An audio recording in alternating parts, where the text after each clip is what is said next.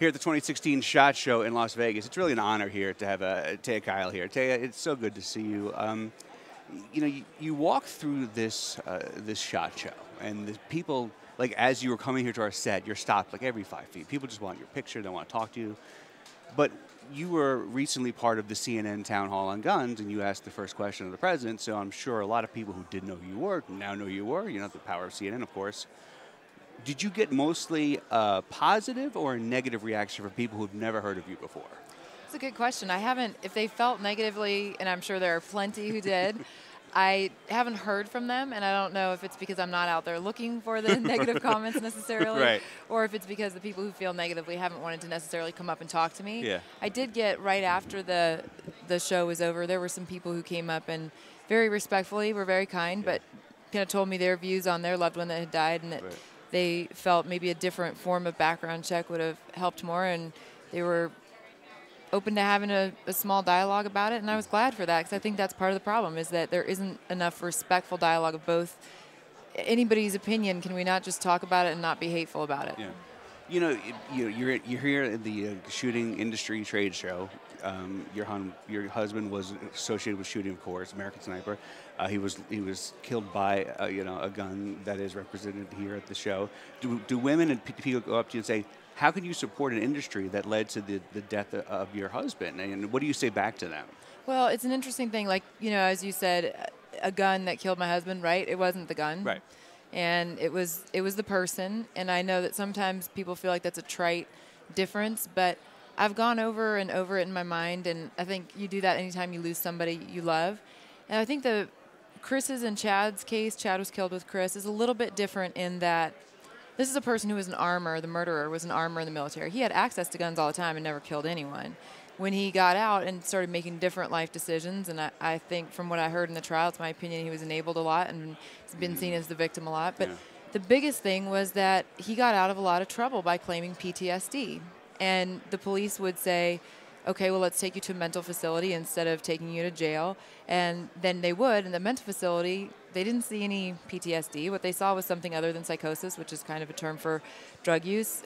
And they would release him because they couldn't talk to the police because of HIPAA laws. I wish they could have said, hey, look, this guy claimed that he had PTSD. That's a legit disease, but that's not what this person has, or a disorder, or temporary disorder situation that you have. So I think we could go to that, and we could also go in Chris's and Chad's instance in particular. His mother, Chris talked to his mother, and from my understanding said, would your son like to go to a shooting range? And she said, oh, yes, and didn't explain what we also learned in trial was that a few months before he had threatened to kill himself and his whole family, so they had the guns removed from their home. Right. And so I don't want to be too long-winded, but I do want to get to that point for you, because I think that's at the root of it. Would Chris have helped him? Yes. But would he have taken him to a shooting range? No. There was information he didn't have. And it wasn't that he had PTSD, because PTSD people don't typically, I mean, I don't know that I know of any cases where they've murdered someone because of that. They've hurt themselves, but not murdered someone else. So there was no threat that Chris could have known.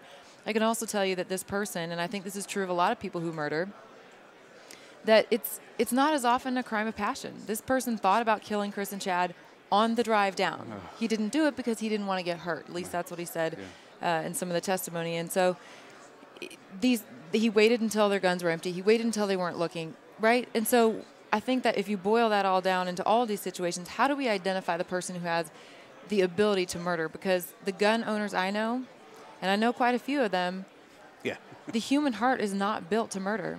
To protect in self-defense, sure. Right. But to actually murder, it is so rare to find those people. How do we find those people? We know if they're in a terrorist organization, there's a possibility there. We also know that in some of the school systems, that our educators, I think, are pretty adept at picking out somebody who's got a social problem where it could be something more. So how do we empower them? Right. And how do we, lastly, the thing that I come back to time and again is the lawbreakers. How do we find the people that have no regard for our laws in the first place and take their guns? Because the background checks are there. We're not prosecuting if you lie on a background check, though. Like 60% of the time, you don't even get prosecuted. So it's not that we don't have background checks. It's that we don't have a stiff penalty for those who would lie. Those people, like the guy who murdered my husband, got away with a lot, didn't really have a lot of cares about doing the things the way quote-unquote normal people would, right? And so or drug users. You know, I'm sorry if they made a mistake and they did drugs, and I know that that can happen to good people and they get involved in that. But if you've been convicted of that or you're using, then you lose that right to have a gun. And it's not that you're a horrible person. It's just that if it changes your mental state, we can't have you have a gun, because in your right mental state, I believe you're probably like most other people. You wouldn't kill somebody. After the president talked about executive actions on guns and gun control, he wants to make that his legacy. Lots of discussion about mental health. Mm-hmm. Let's say you had the mental health magic wand. What would you do? Well, I think first of all, it is hard to find and differentiate between those people who have anxiety and depression and all of that and serious mental illness, but we're capable of finding those people. And so that's a tough one, but I do think we need to flag that, and that does need to be a part of somehow, mandated process to getting a gun. But we all know, too, that if you're in the position where you're ready to murder somebody, you really don't care about how you get the gun or whatever else. And you could use a pipe bomb, and you could use a pressure cooker. Mm-hmm. So I don't know how to fix mental illness or to find the people who have that ability to murder in their hearts. I really don't. And I think that's part of a large number of people who are going out and getting guns when they see something horrific happen. They're doing it because they realize they can't always identify who would be the next murderer, and they need to be prepared to try to stop the amount of people they kill in a movie theater or something by getting to them first. But I do think that it would, when you brought up executive order, the thing that I have a problem with that is anything that we do in this country, I'd like it to go through due process. I'd like it to go through the Congress and Senate. And I don't think that it should be one man's decision. We're not in a king and queen and ruling the land. We're still a democracy. Yes. And so while I think that it's nice if you agree with it, right? Like if you agree with what they're saying and you say, then do an executive order, right? But I think I love the young people in Congress who would be ignored by him. And just he would just overstep them. Say, oh, go ahead, please. Forget that we even exist. That we're a third of this whole city. Right. And one of the things that the president said in the town hall meeting, and I thought it was pretty powerful because I don't even know if he realized what it said to somebody like me. But he said after the Sandy Hook incident, he had a bill that he said, I guarantee you 90% of the Senate wanted to pass that bill. But they were so worried about getting reelected that they wouldn't do it. As if that was an insult. And you know what I thought?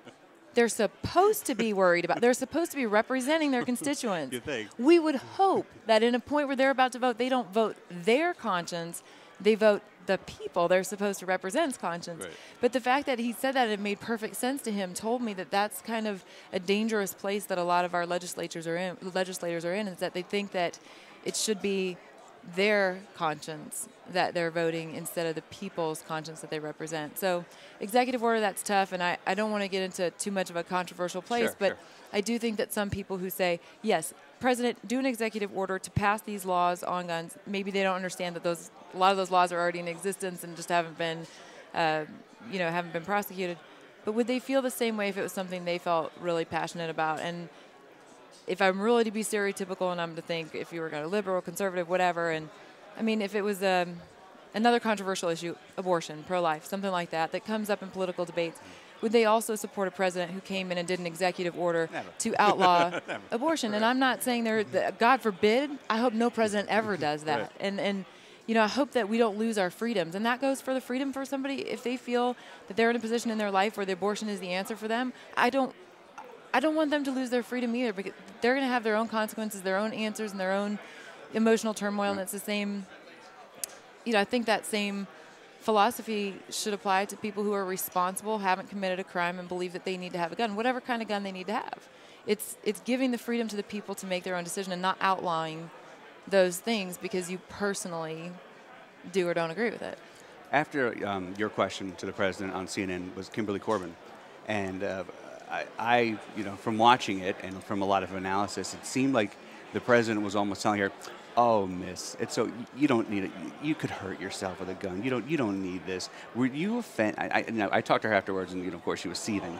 But when you were sitting there in the audience in Fairfax, were you just offended by his words to Kimberly, who was a rape survivor, and says, "I want a gun for protection"? Well, what I thought, my heart broke a little bit, and I talked to Kimberly afterward too. And the reason my heart broke a little bit, not only for her situation, which is heartbreaking in and of itself, but the setup from CNN was supposed to be that we ask the president a question, he answers, and then we have a chance to comment back. And that is what CNN wanted. I believe that 100%. They were very dedicated to that and then prepping us all for that. But then the president answered in such a way that it took too much time. And he has a way. He's very charismatic in some ways, and he has a way of saying things that if you want to believe in him, you want to have hope that he can change and make the world better with his right with his executive orders and take away the evils of the world, which a lot of people want to believe that. Then you listen to him and you hear him say to Kimberly, well, nobody would take away your right. You would pass the background check. You are fine. You're good. You're not who we're talking about. Same thing to me. Same thing to other people. It's not you. It's just common sense background checks. I believe in common sense background checks too. Right? Like, they're in place. We just need to prosecute the heck out of them and send them to jail instead of ignoring them, right? So I think the heartbreaking part of that was that she didn't get her chance to comment back. And he was able to, if you wanted to just take him at his word, he was able to make you think that Kimberly didn't have an issue at all, that she was actually fine and she could carry a gun and she shouldn't feel unsafe. She was fine. And if she had had that chance to respond back, she would have said, no, specifically, this is where I'm not okay. And this is where you are affecting me. And that's the part that I find heartbreaking, is that ability of a leader, and in this case it was President Obama, to say what he wants to say, to paint a picture he wants to paint that is comforting but isn't reality. That's hard, man. That's hard to watch, especially with somebody like her that had something else to comment back. You have so much to do. I know everyone wants to talk to you. You have meetings going on. Last question: how can I know you have the foundation, you have things going on now, of course. What can our listeners and our viewers do to find out what you're up to, what the foundation's up to, and what can they do to support your efforts? Well, you know what? I really appreciate that. It's a Chris Kyle Frog Foundation, which I know is a mouthful, but frogmen, fallen Navy SEALs. But then Chris Kyle supported first responders, military. The mission is to honor God, country, and family. I think either supporting the foundation, the Chris Kyle Frog Foundation, from the website is fine, is great, but also just to adopt that mission in your own life even, and to say, how can you help married couples, the first responders and veterans, how can we help them stay married? That's the goal of the foundation, but in life, that's the goal aside from the foundation. So helping them. We also have all the social media, the Chris Kyle page and all that. I think the biggest thing I feel like we can all do to make the world a better place, this almost sounds so, kumbaya or something, but it's something I did learn even with the town hall meeting, is I really had to go out and talk to people who had very, very different views than mine to really get to the heart of it all. And I feel like it's really easy to be so staunch in and give very flippant, rote responses that we know are right, but that don't do any good. Maybe it is more effective to try to see what somebody who doesn't agree with you actually feels and have a calm, rational discussion, because at the end of the day, I think we all want the same thing, honestly, and I feel like most people who are for gun control don't really want to take away all our guns, and those laws that they want are kind of already in place, and we all want to get rid of murderous people, and how do we do that? And I don't know. I know I'm going on, but like if you want to ask my ideal way of how to help, like that would be one big thing, is can we just stop being so hateful, and can we have discussions instead of sound bites? No. Yeah. Well, sorry. We can only have so much. It's a discussion.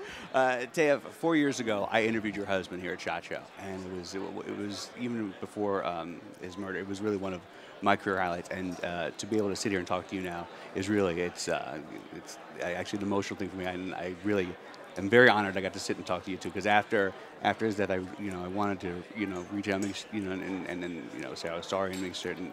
So to talk to you is wonderful. And it's an honor, and we really appreciate your time here on NRA News. Well, I appreciate you having me, and I love the fact that you got to spend time with Chris. I think that's really special, and I know it meant a lot to him too to have the support, especially when he was first coming out with all this. He never knew how anybody was going to react, and I can tell you're very authentic, as was he, and so I'm going to go back and watch it again. Cool. Yeah, thank you. Thank you, Taya.